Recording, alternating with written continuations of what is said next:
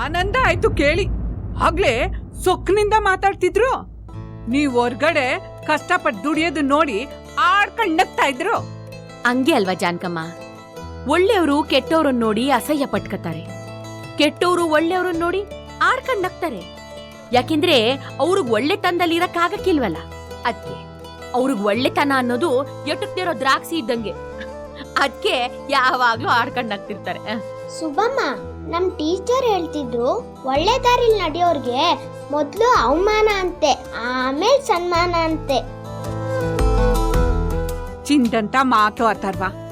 ಅಷ್ಟೇ ಅಲ್ಲ ಮಗ, ಕಷ್ಟಪಟ್ಟು ಕೆಲಸ ಮಾಡೋರ್ಗೆ ಫಸ್ಟ್ ಅವಮಾನ, ಆಮೇಲೆ ಅನುಮಾನ, ಆಮೇಲೆ ಸನ್ಮಾನ. ಇವ್ರಿಗೆ ಈ ಕೆಲಸ ಮಾಡಕ್ ಆಗಕ್ಕಿಲ್ಲ ಅಂತ ಆಡ್ಕೊಂಡು ಅವಮಾನ ಮಾಡ್ತಾರೆ. ಆದ್ರೂ ತಲೆ ಬಾಗ್ದೆ ಹಾಗೆ ನಡೀತಿದ್ರೆ ಇವ್ರಿಗೆ ಕೆಲಸ ಮಾಡೇ ಬಿಡ್ತಾರ ಅಂತ ಅನುಮಾನ ಪಡ್ತಾರೆ. ಹಾಗೆ ನಡೀತಾ ಗೆದ್ರೆ ಸಿಗೋ ಸನ್ಮಾನ ನೋಡಿ ಪಲಾಯನ ಆಯ್ತಾರೆ. ಜಾನ್ಕಮ್ಮ, ನನ್ ಮಗ ಇವತ್ ನನ್ಗೆ ಹೊಸ್ತಾಗ್ ಧೈರ್ಯ ತುಂಬವ್ನೆ, ನನ್ ಜೊತೆ ಇನ್ನೊಂದ್ ಶಕ್ತಿಯಾಗಿ ನಿಂತ್ಕೊಂಡವ್ನೆ. ನಿಜ ಸುಬ್ಲಕ್ಷ್ಮಕ್ಕ, ಇಂಥ ಮಗನ್ ಪಡೆಯಕ್ಕೆ ನೀವು ಅದೃಷ್ಟ ಮಾಡಿದ್ರಿ. ಇಂಥ ಮಗನ್ ಜೊತೆ ಬಾಳ್ವೆ ಮಾಡಕ್ಕೆ ಯೋಗ್ಯತೆ ಇಲ್ದಿರೋ ದುರಾದೃಷ್ಟವಂತರವ್ರು. ಮಗನ್ ನೋಡೋ ನೆಪ್ತಾಗ್ ಮನೆಗ್ ಬಂದು ನಿಮ್ಗೆ ನೋವು ಕೊಡಕ್ಕೆ ಸಂಚು ಮಾಡ್ತಾ ಇದ್ರು. ಅದಕ್ ಸರಿಯಾಗಿ ಮಗನೇ ಪಂಚ್ಕೊಟ್ ಕಳ್ಸವ್ನೆ.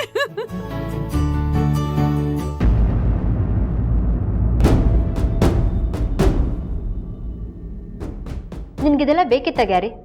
ನಾನು ಅಷ್ಟು ಹೇಳಿದ್ರು ಕೇಳಿಲ್ಲ ನೀನು. ನೋಡು, ನಾವೇ ಕಾಲ್ ಕೆರ್ಕೊಂಡೋಗಿ ಈ ಕಾಲ್ ಎಳ್ಸ್ಕೊಂಡ್ ಬಂದಾಗಾಯ್ತು. ಹಾಗಿದ್ರೆ ನನ್ನ ಮಗನ್ ಕೇಳಕ್ ಹೋಗಿದೆ ತಪ್ಪ? ನನ್ನ ಮಗನ ಬಗ್ಗೆ ಪ್ರೀತಿ ಇರಲ್ವಾ? ಶಟಾಪ್ ಗ್ಯಾರಿ, ಎಲ್ರೂ ಮುಂದೆ ಮಾತಾಡ್ದಂಗೆ ನನ್ನ ಮುಂದೆ ಮಾತಾಡ್ಬೇಡ. ನಿನ್ ಮಗನ ಮೇಲಿರೋ ಪ್ರೀತಿಯಿಂದನ ಅವನ್ನ ಕೇಳಕ್ ಹೋಗಿದ್ದು. ನಿನಗೆ ಅವ್ನು ಎಲ್ಲಿದ್ರು ಪರವಾಗಿಲ್ಲ, ಆದ್ರೆ ಅವಳ ಹತ್ರ ಇದ್ರೆ ಸಹಿಸ್ಕೊಳಕ್ ಆಗಲ್ಲ, ಅದು ನಿನ್ ಪ್ರಾಬ್ಲಮ್. ಹೌದು, ನನಗೆ ಅದೇ ಪ್ರಾಬ್ಲಮ್. ಈಗ ಗೊತ್ತಾಯ್ತಲ್ಲ, ಅದಕ್ಕೆ ಸೊಲ್ಯೂಷನ್ ಹೇಳು. ಅದು ಬಿಟ್ಟು ನನ್ನ ಜಗಳ ಆಡ್ಬೇಡ. ಓಹೋ, ಏನಾಗಿದೆ ನಿಮ್ಮಿಬ್ರಿಗೂ? ಅವಳ ಮನೇಲಿ ದೀಪ ಉರಿತಾ ಇದೆ, ನಿಮ್ ಮಧ್ಯೆ ಬೆಂಕಿ ಉರಿತಾ ಇದೆ. ಬೆಂಕಿ ಉರಿತಾ ಇಲ್ಲ, ಇವನೇ ಹನುಮಂತನ್ ತರ ಹೋಗಿ ಬಾಲಕ್ಕೆ ಬೆಂಕಿ ಹಚ್ಚಿಸ್ಕೊಂಡ್ ಬಂದಿದ್ದಾನೆ. ಶನಾ ಪ್ಲೀಸ್. ಶನಯ, ಅವ್ರಿಗೆ ಮೊದಲೇ ಉರಿತಾ ಇದೆ, ಐ ಮೀನ್ ಹರ್ಟ್ ಆಗಿದೆ. ನೀನಿನ್ನು ಹೀಗೆ ಮಾತಾಡಿ ಅವ್ರಿಗೆ ಹರ್ಟ್ ಮಾಡ್ತಿದೀಯಲ್ಲ. ನೀವಿಬ್ರು ಹೀಗೆ ಮಾತಿಗೆ ಮಾತು ಬೆಳೆಸೋದ್ರ ಬದಲು ಅವಳ ವಿಷಯಕ್ಕೆ ಏನ್ ಮಾಡ್ಬೇಕನ್ನೋದ್ರ ಬಗ್ಗೆ ಮಾತಾಡಿ. ಇನ್ನೇನ್ ಮಾಡೋದು?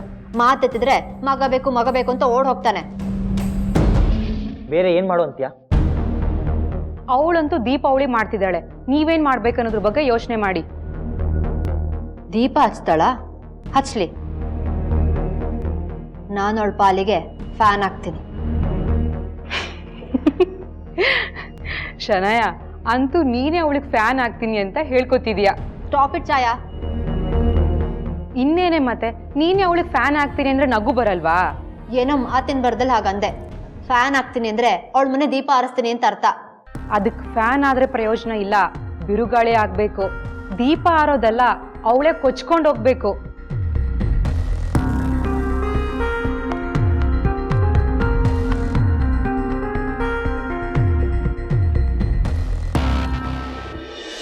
ಸುಬ್ಬಮ್ಮ, ಏನ್ ಮಗ?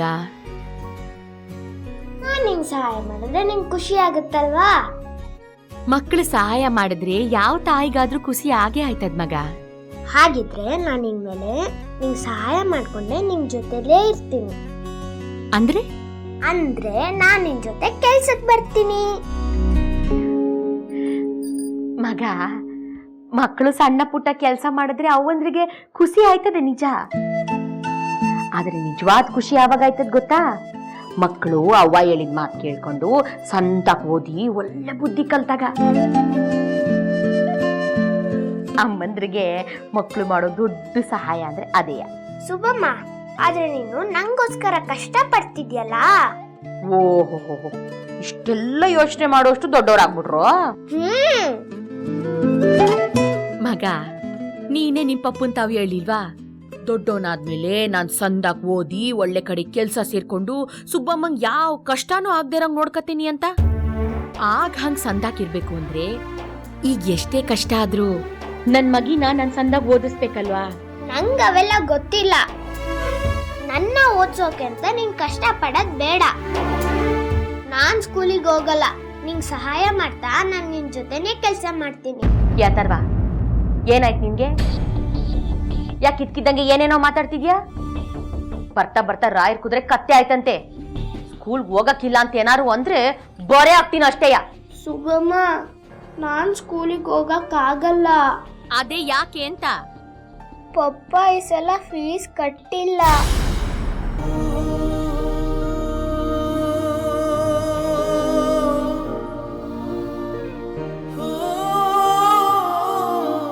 HM ನಾಳೆ ಸ್ಕೂಲ್ ಫೀಸ್ ಕಟ್ಟಬೇಕು ಅಂದಿದ್ದಾರೆ. ನಾನು ನಾಳೆ ಸ್ಕೂಲಿಗೆ ಹೋದ್ರೆ ಸ್ಕೂಲ್ ಫೀಸ್ ಕೇಳ್ತಾರೆ. ಅವಾಗ ನಾನು ಏನ್ ಮಾಡ್ಲಿ?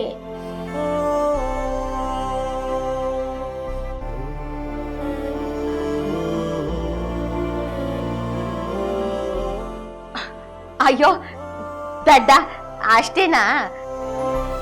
ಅದಕ್ಕೆಲ್ಲ ಯಾರಾದ್ರೂ ಸ್ಕೂಲ್ಗೆ ಹೋಗಕ್ಕಿಲ್ಲ ಅಂತ ಅಂತಾರ? ಇನ್ನೊಂದ್ಸಲ ಹಂಗೆಲ್ಲ ಮಾತಾಡ್ಬಾರ್ದು, ಆಯ್ತಾ? ಮತ್ತೆ ಫೀಸು? ಅದ್ರ ಬಗ್ಗೆ ನೀನ್ ಯಾಕೆ ಚಿಂತೆ ಮಾಡ್ಬೇಕು? ನೀನ್ ಏನೇ ಇದ್ರು ಸ್ಕೂಲು, ಹೋಮ್ವರ್ಕು, ಪಾಠ ಅಷ್ಟ್ರ ಬಗ್ಗೆ ಮಾತ್ರ ನೋಡ್ಬೇಕು. ಫಸ್ಟ್ ನಾನು ಟೀಚರ್ಗೆ ಹೇಳ್ಬೇಕು, ಈ ಫೀಸ್ ವಿಚಾರ ಎಲ್ಲ ಮಕ್ಳು ತಾವು ಮಾತಾಡ್ಬೇಡಿ, ಏನಿದ್ರು ನನಗೆ ಹೇಳಿ ಅಂತ. ಅಲ್ಲ, ನಿಮ್ ಟೀಚರ್ ನಿಂತಾವ್ ಹೇಳಿದ ತಕ್ಷಣ ನೀನ್ ನನಗೆ ಫೋನ್ ಮಾಡ್ಬೇಕು ತಾನೆ? ಸುಬ್ಬಮ್ಮ, ಅವರು ಪಪ್ಪಂಗ್ ಫೋನ್ ಮಾಡಿದ್ರಂತೆ. ಆದ್ರೆ ಪಪ್ಪ ಸರಿಯಾಗಿ ಮಾತಾಡ್ಲೇ ಇಲ್ವಂತೆ. ಆಯ್ತು ಬಿಡು, ಈಗೇನು ಫೀಸ್ ತಾನೆ, ನಾನೇನೋ ಅಡ್ಜಸ್ಟ್ ಮಾಡಿ ನಾಳೆನೆ.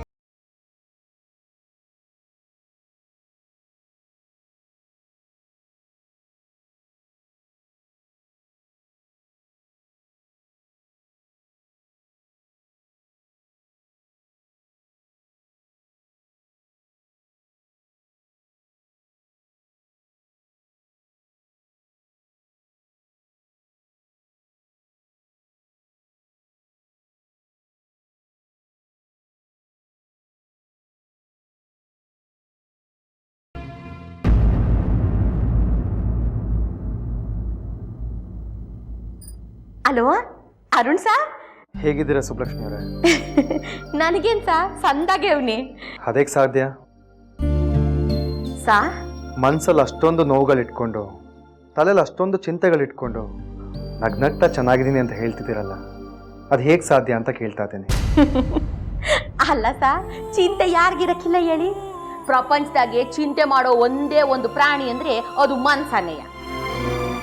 ಹಂಗೆಯ ನಗೋ ಒಂದೇ ಒಂದು ಪ್ರಾಣಿ ಅಂದ್ರೆ ಅದು ಮನ್ಸನೇಯ. ದೇವ್ರು ಕೊಟ್ಟಿರೋ ಈ ವರಗಳನ್ನ ಮಿಸ್ ಮಾಡ್ಕೋಬಾರ್ದು ಸಾ. ಅದು ಅಲ್ದೆ ಎರಡು ಪ್ರಿಯೆ, ಚಿಂತೆ ಪಾಡಿಗೆ ಚಿಂತೆ, ನಗ ಪಾಡಿಗೆ ನಗು, ಮತ್ತೆ ಚೌಕಾಸಿ ಯಾಕೆ? ಚೆನ್ನಾಗಿ ಮಾತಾಡ್ತೀರಿ ಸುಬ್ಲಕ್ಷ್ಮಿ ಅವರೇ. ಅದು ದೇವ್ರು ಮನ್ಸನ್ ಕೊಟ್ಟಿರೋ ವರನೇ ಅಲ್ವಾ? ನಿಮ್ಗೆ ಆ ದೇವರು ಈ ವರನ ಸ್ವಲ್ಪ ಜಾಸ್ತಿನೇ ಕೊಟ್ಟಿದ್ದಾನೆ.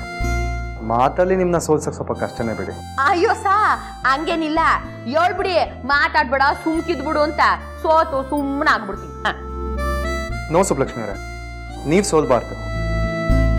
ಬರೀ ಮಾತಲ್ಲಿ ಮಾತ್ರ ಅಲ್ಲ, ಇಡೀ ಜೀವನದಲ್ಲಿ ನೀವು ಯಾವ ವಿಷಯಕ್ಕೂ ಸೋಲ್ಬಾರ್ದು. ನೀವು ಸೋಲೋದು ನನಗಿಷ್ಟ ಇಲ್ಲ.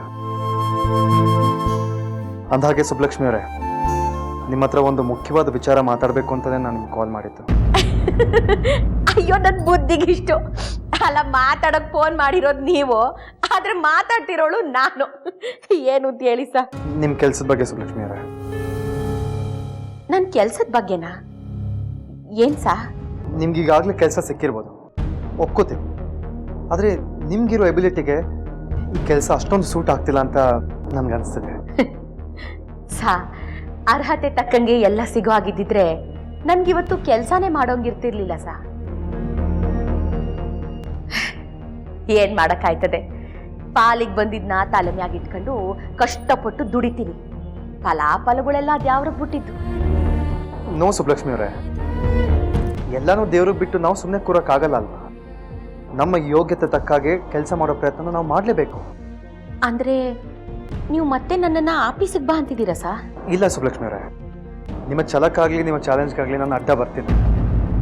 ಈಗೇನು ನೀವು ನಮ್ಮ ಕಂಪ್ನಿಲಿ ಕೆಲಸ ಮಾಡಬಾರ್ದು ಅಂತ ತಾನೇ ಗುರುಮೂರ್ತಿ ಹಾಕಿರೋ ಕಂಡೀಷನ್. ನೀವು ಬೇರೆ ಕಂಪ್ನಿಲಿ ಕೆಲಸ ಮಾಡ್ಬೋದಲ್ಲ? ಬೇರೆ ಕಂಪನಿಲ? ಹೌದು ಸುಬ್ಲಕ್ಷ್ಮಿ ಅವರೇ, ನನಗೆ ಪರಿಚಯ ಇರೋ ಇನ್ನೊಂದು ಫುಡ್ ಪ್ರಾಡಕ್ಟ್ ಕಂಪ್ನಿ ಇದೆ. ಅವ್ರ ಹತ್ರ ಈಗಾಗಲೇ ನಿಮ್ಮ ಬಗ್ಗೆ ಮಾತಾಡಿದ್ದೀನಿ. ನಿಮ್ಗೆ ಈ ಫೀಲ್ಡಲ್ಲಿರೋ ಎಕ್ಸ್ಪೀರಿಯನ್ಸ್ ಬಗ್ಗೆ, ನಿಮ್ಮ ಕೈ ರುಚಿ ಬಗ್ಗೆ ಎಲ್ಲ ಈಗಾಗಲೇ ಅವ್ರಿಗೆ ತಿಳಿಸಿದೆ. ಅವರು ನಿಮಗೆ ಕೆಲಸ ಕೊಡೋಕ್ಕೂ ಒಪ್ಕೊಂಡಿದ್ದಾರೆ. ಅಂದ್ರೆ ನನಗೆ ಕೆಲಸ ಕೊಡ್ಸಕ್ಕೆ ನೀವು ಸಹಾಯ ಮಾಡ್ತಿದ್ದೀರಾ ಅಂತ ಆಯ್ತು. ಹಾಗಲ್ಲ, ನಾನು ನಿಮಗೆ ಸಹಾಯ ಮಾಡ್ತಾ ಇದ್ದೀನಿ ಅಂತ ಗುರುಮೂರ್ತಿ ಅವ್ರಿಗೆ ನೀವು ಹೇಳಕ್ ಹೋಗ್ಬೇಡಿ. ಆಗ ಯಾರಿಗೆ ಗೊತ್ತಾಗುತ್ತೆ ನಾನು ನಿಮ್ಗೆ ಸಹಾಯ ಮಾಡ್ತಾ ಇದ್ದೀನಿ ಅಂತ? ನನ್ನ ಆತ್ಮಸಾಕ್ಷಿಗೆ.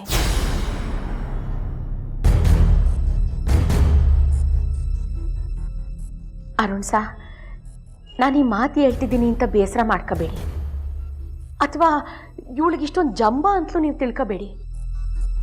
ನೀವು ಕೊಡ್ಸಿರೋ ಕೆಲಸನ ನಿರಾಕರಿಸೋಷ್ಟು ತೊಟ್ಟೋಳು ನಾನಲ್ಲ ಸಾ. ಅವ್ರು ನನಗೆ ಹಾಕಿರೋ ಚಾಲೆಂಜು ಬರೀ ನೆಪ ಅಷ್ಟೇ. ಇದು ನನಗೆ ನಾನೇ ಹಾಕೊಂಡಿರೋ ಚಾಲೆಂಜು. ಮೊದಲು ನನ್ನನ್ನು ನಾನು ಗೆಲ್ಲಬೇಕು. ಬಿದ್ದೋಳು ಯಾರ ಸಹಾಯನೂ ಇಲ್ಲದೆ ಎದ್ದು ಬರ್ತೀನಿ ಅಂತ ನನಗೆ ಅನ್ನಿಸ್ಬೇಕು. ಆ ಧೈರ್ಯ ನನಗೆ ಬರಬೇಕು ಅಂದರೆ ಈ ಕಷ್ಟಗಳನ್ನೆಲ್ಲ ನಾನೇ ಎದುರಿಸ್ಬೇಕು ಸಾ. ನಿಮ್ಮ ತಾವೊಂದು ವಿಷಯ ಕೇಳ್ತೀನಿ, ನೀವು ತಪ್ಪು ತಿಳ್ಕೊಬಾರ್ದು. ಕೇಳಿ ಸುಬ್ಲಕ್ಷ್ಮಿ ಅವರೇ. ಸಾ, ನಿಮ್ಮ ಕಾಳಜಿ ವಿಶ್ವಾಸ ಎಂಥದ್ದು ಅಂತ ನನಗೆ ಗೊತ್ತೈತೆ. ಅದ್ರ ಬಗ್ಗೆ ನನಗೆ ಗೌರವ ಭಕ್ತಿನೂ ಐತೆ. ಆದರೆ ನೀವು ಹೇಳ್ದಂಗೆ ನೀವು ಹೇಳೋ ಕಂಪನಿನ ನಾನು ಸೇರ್ಕೊಂಡು ಆವತ್ತು ನಿಮ್ಮ ಕಂಪನಿಲಾದಂಗೆ ಯಾವುದೋ ಪ್ರಾಡಕ್ಟಿಂದ ಆ ಕಂಪನಿಗೆ ಲಾಭ ಆದರೆ ನಿಮ್ಮ ಕಂಪನಿಗೆ eight ಬಿದ್ದಂಗಲ್ವಾ saw? As a business man ಈ ಯೋಚನೆ ಕೂಡ ನನಗೆ ಬಂದಿತ್ತು. ಆದರೆ ಅದಕ್ಕಿಂತ ಹೆಚ್ಚಾಗಿ ನಿಮ್ಮ ಸ್ನೇಹ ದೊಡ್ಡದು ಅಂತ ಅನಿಸ್ತು. ಅದಕ್ಕೆ ನೀವು ನನ್ನ ಕೆಲಸದ ಬಗ್ಗೆ ಯೋಚನೆ ಮಾಡಿದ್ರಿ. ಆದರೆ ನನಗೂ ಅಷ್ಟೇ ಸಾ, ನನಗೆ ನನ್ನ ಕೆಲಸಕ್ಕಿಂತ ನಿಮ್ಮ ಸ್ನೇಹನೇ ದೊಡ್ಡದು. ಅದಕ್ಕೆ ನಾನು ನಿಮ್ಮ ಕೆಲಸ ವೃತ್ತಿ ಬಗ್ಗೆ ಯೋಚನೆ ಮಾಡಬೇಕಲ್ವಾ? ಅರುಣ್ ಸಾ, ಒಂದು ವೇಳೆ ಅಪ್ಪಿ ತಪ್ಪಿ ನೀವು ಕೊಡಿಸಿದ್ದ ಕೆಲಸದಿಂದ ಆ ಕಂಪನಿಗೆ ಲಾಭ ಆಗಿ ನಿಮ್ಮ ಕಂಪನಿಗೆ ನಷ್ಟ ಆದರೆ ಅದು ನೀವು ಕೊಡಿಸಿದ ಕೆಲಸದಿಂದನೇ ಅಂತ ನನ್ನ ಮನ್ಸು ಕೊರಗಕ್ಕಿಲ್ವಾ? ನಾನು ಆಗಲೇ ಹೇಳಿಲ್ವಾ ಸುಬ್ಲಕ್ಷ್ಮಿ ಅವರೇ, ನಿಮ್ಮನ್ನ ಮಾತಲ್ಲಿ ಗೆಲ್ಲೋದು ಕಷ್ಟ ಅಂತ. ಅಂತೂ ಆ ನಿಮ್ಮ ಮಾತಲ್ಲೇ ಕಟ್ಟಾಕ್ಬಿಟ್ರಿ ನನ್ನ. ಅರುಣ್ ಸಾ, ಈಗ ಸದ್ಯಕ್ಕೆ ನಿಮ್ಮ ಸಹಾಯಕ್ಕಿಂತ ನಿಮ್ಮ ಹಾರೈಕೆ ಮುಖ್ಯ. ಅದು ಒಂದು ನನ್ನ ಜೊತೆಗಿದ್ರೆ ನನಗದು ಎಷ್ಟೋ ಧೈರ್ಯ ಬಂದಂಗಾಯ್ತದೆ. ಖಂಡಿತ ಸುಬ್ಲಕ್ಷ್ಮಿ ಅವರೇ, ನಿಮ್ಗೆ ಹೇಗೆ ಅನ್ಸುತ್ತೋ ಹಾಗೆ ಮಾಡಿ. ನನ್ನ ಸಪೋರ್ಟ್ ಯಾವಾಗಲೂ ನಿಮ್ಮ ಜೊತೆ ಇದ್ದೇ ಇರುತ್ತೆ. ಥ್ಯಾಂಕ್ಸ್, ತುಂಬ ಥ್ಯಾಂಕ್ಸ್. ಇಡ್ಲಾ?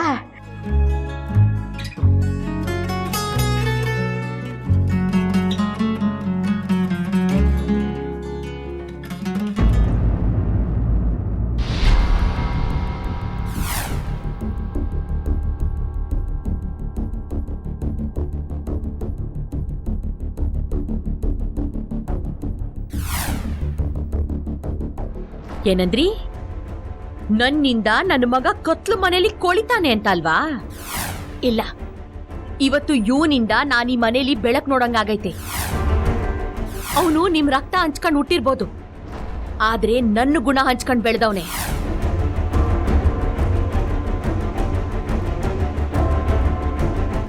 ಸುಬ್ಬಮ್ಮ, ನಾನು ನಿನ್ ಜೊತೆಗೆ ಇರ್ತೀನಿ. ನಿನ್ ಬಿಟ್ಟು ಎಲ್ಲೂ ಹೋಗಲ್ಲ. ನಿನ್ ಜೊತೆಲೇ ಇದ್ದು ಓದಿ ದೊಡ್ಡವನಾದ್ಮೇಲೆ ಚೆನ್ನಾಗಿ ನೋಡ್ಕೋತೀನಿ. ಕುಡ್ದಿಲ್ಲ, ಇರೋ ವಿಷಯನೇ ಹೇಳ್ತಿದ್ದೀನಿ. ನಿನಗೆ ನನ್ನ ಮಗನ ಚೆನ್ನಾಗಿ ನೋಡ್ಕೊಳ್ಳೋ ಯೋಗ್ಯತೆ ಇಲ್ಲ. ನಿನ್ನೇನೋ ಒಂದೊತ್ತು ಊಟ ಹಾಕ್ದೆ ಸರಿ, ಆದ್ರೆ ಈಗ ಆ ಮನೇಲಿ ಕರೆಂಟ್ ಇಲ್ಲ. ನನ್ನ ಮಗ ಆ ಕತ್ಲು ಮನೇಲಿ ಕೊಳಿಬೇಕಾ? ಹೀಗೆ ಆದ್ರೆ ಅವ್ನು ಓದೋದಾದ್ರೂ ಹೇಗೆ?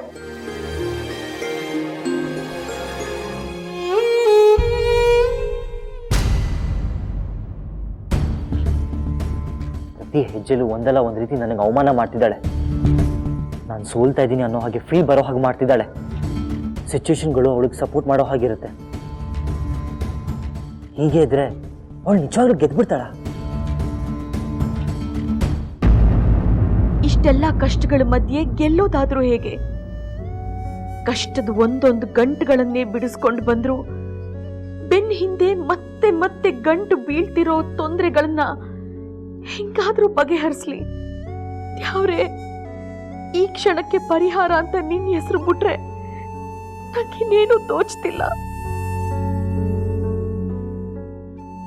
ಇನ್ನೇನು ತೋಚ್ತಿಲ್ಲ.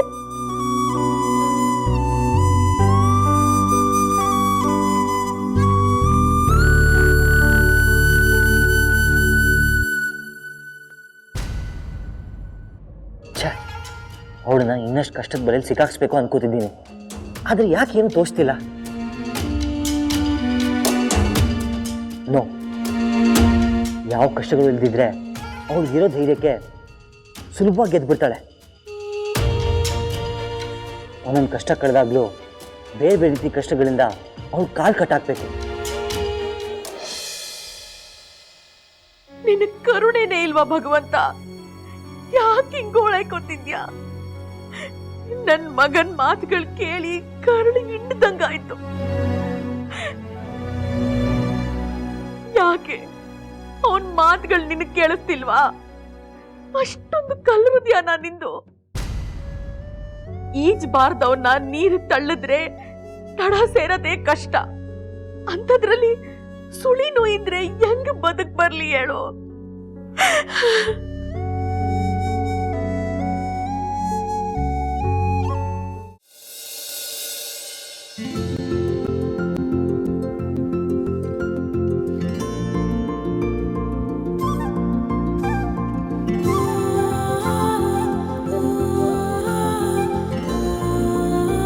ನಿಂಗೂ ದಿನ ಇಂಥ ಗೋಳ್ಗಳನ್ನ ಕೇಳಿ ಕೇಳಿ ಬೇಜಾರಾಗಿರ್ತದೆ. ಏನ್ ನಾನು ಒಬ್ಳೇನಾ ನಿನ್ನ ಹತ್ರ ಹಿಂಗ್ ಬೇಡ್ಕೊಳ್ಳೋದು? ದಿನದ 24 ಗಂಟೆನೂ ನಿನ್ನ ಪ್ರಪಂಚದಾಗೆ ಒಬ್ರಲ್ಲ ಒಬ್ರು ಬೇಡ್ಕತಾನೆ ಇರ್ತಾರೆ, ಒಬ್ರಲ್ಲ ಒಬ್ರು ಬೈಕತಾನೆ ಇರ್ತಾರೆ, ಅಲ್ಲಲ್ಲಿ ಕೆಲವರು ಹೊಗಳ್ತಾನೂ ಇರ್ತಾರೆ. ನೀನು ಅವ್ರೆಲ್ರ ಮಾತು ಕೇಳ್ಬೇಕಲ್ಲ. ನೀನು ಸರ್ವಾಂತರ್ಯಾಮಿ, ಎಲ್ಲ ಕಡೆನೂ ಇರ್ತೀಯ, ಎಲ್ರೂ ನೋಡ್ತಿರ್ತೀಯ. ಆದ್ರೆ ನಾವು ದೊಡ್ಡರು, ನೀನ್ ನೋಡ್ತಿರ್ತೀಯ ಅಂತ ಗೊತ್ತಿದ್ರು ನಿನ್ನ ಹತ್ರ ಮತ್ತೆ ಎಲ್ಲಾನು ಕೇಳಿ ಬೇಡ್ಕತೀವಿ. ಆದ್ರೆ ನಂಗೆ ಒಂದ್ ಅರ್ಥ ಆಯ್ತಿಲ್ಲ ದೇವ್ರೆ, ನಾವೆಲ್ಲ ನಿನ್ ಮಕ್ಕಳು ಅಂದ್ಮೇಲೆ ಮಕ್ಕಳು ಬೇಡ್ಕೊಳಕ್ಕೂ ಮುಂಚೆನೆ ಅವ್ರ ಕಷ್ಟ ಏನು ಅಂತ ಅರ್ಥ ಮಾಡ್ಕೊಂಡು ನೀನ್ ಬಗೆಹರಿಸ್ಬೇಕಲ್ವಾ? ಹೋಗ್ಲಿ ಬಿಡು, ಇನ್ನ ನಿಂಗೆ ತಲೆ ತಿನ್ನಕ್ಕಿಲ್ಲ. ರಾತ್ರಿ ಆಪ್ ಮೊರೆ ಹಾಕೊಂಡು ಕಣ್ಣಲ್ಲಿ ನೀರು ತುಂಬ್ಕೊಂಡು ನಿನ್ನನ್ನು ವಾಸಿ ಬೈಕೊಂಡ್ಬಿಟ್ಟೆ. ಅದಕ್ಕೆ ನನಗೆ ಸಂಸ್ಬಿಡು.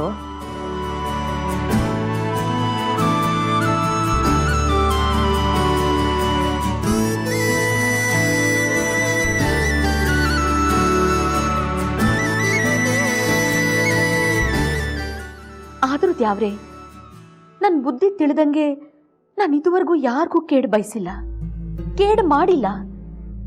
ಅಂಥದ್ರಾಗೂ ಈ ಕಷ್ಟಗಳು ಇರ್ಲಿ, ನಾನು ಹೆಂಗೋ ಎದುರಿಸ್ತೀನಿ, ಅನುಭವಿಸ್ತೀನಿ. ಆದ್ರೆ ಆ ನನ್ನ ಕಂದ ಏನ್ ಪಾಪ ಮಾಡಿತ್ತು? ಅವ್ನು ನನ್ನ ಹೊಟ್ಟೆಯಾಗಿ ಹುಟ್ಟಿದ್ದೆ ತಪ್ಪಾಗೋಯ್ತಾ? ಸ್ಕೂಲಿಗೆ ಹೋಗಕ್ಕಿಲ್ಲ, ಫೀಸ್ ಕಟ್ಟಿಲ್ಲ ಅಂತ ಅಳ್ತಾನೆ. ನಾನೀಗ ಏನ್ ಮಾಡ್ಲಿ?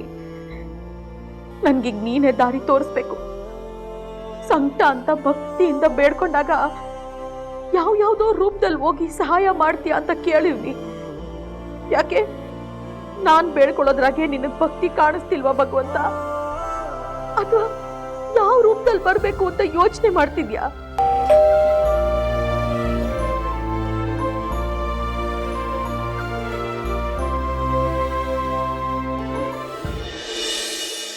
ಗ್ಯಾರಿ, ಗ್ಯಾರಿ ಹೇಳು. ಶನಾಯ, ನೀನ್ ಯಾಕೆ ಇಷ್ಟು ಬೇಗ ಎದ್ದಿದ್ಯಾ? ಸುಮ್ಮನೆ ಮಲ್ಕೋ. ನಂಗೆ ನಿದ್ದೆ ಬರ್ತಿಲ್ಲ, ಕಾಫಿ ಕುಡಿಬೇಕು ಅನ್ಸಿದೆ. ಶನಾಯ, ನೀನು ಕಾಫಿ ಕುಡಿಬೇಕಂದ್ರೆ ಹೋಗಿ ಕುಡಿ, ಅದಕ್ಕೆ ನಾನು ಯಾಕೆ ಕೇಳಬೇಕು? ಯಾಕೆ ಅಂದ್ರೆ ಮನೇಲಿ ಹಾಲಿಲ್ಲ, ಹೋಗಿ ತಗೊಂಡ್ ಬಾ. ವಾಟ್? ನಾನು ಹಾಲು ತರಬೇಕಾ? ಹೌದು, ಮತ್ತೆ ಹಾಲಿದೆ ಕಾಫಿ ಮಾಡೋದು ಹೇಗೆ? ಯಾಕೆ ಛಾಯಾ ಮನೆಗೆ ಹಾಲು ಬರಲ್ವಾ? ಇಲ್ಲ ಗ್ಯಾರಿ, ಅವಳು ಕುಡಿಯೋದೆಲ್ಲ ಬರೀ ಆಲ್ಕೋಹಾಲ್, ಹಾಲಲ್ಲ. ಈಗ ಹೋಗಿ ಹಾಲು ತರ್ತೀಯಾ? ಶನಾಯ, ನಂಗೆ ತುಂಬ ನಿದ್ದೆ ಬರ್ತಿದೆ. What is this Gary? ಇತ್ತೀಚೆಗೆ ನನ್ನ ಮಾತು ಅಂದ್ರೆ ನಿಂಗೆ ತುಂಬ ಕೇರ್ಲೆಸ್ ಅಲ್ವಾ? ಏನೋ ಆಸ್ತಿ ಕೇಳ್ದಂಗೆ ಆಡ್ತಿದ್ಯಾ. ಆಫ್ಟರ್ ಆಲ್ ಕಾಫಿ ಕುಡಿಬೇಕು, ಹಾಲು ತಗೊಂಬ ಅಂತಿದ್ದೀನಿ. ಓಕೆ, ಬೆಳಿಗ್ಗೆ ಬೆಳಿಗ್ಗೆ ರಾಧ ಅಂತ ಬೇಡ. ಹೋಗಿ ತರ್ತೀನಿ. ಅಲ್ಲ ನಾವು ಮಾಡ್ಕೊಂಡಿದ್ದ ಕರ್ಮಗಳು ಅನುಭವಿಸ್ಲೇಬೇಕಲ್ಲ.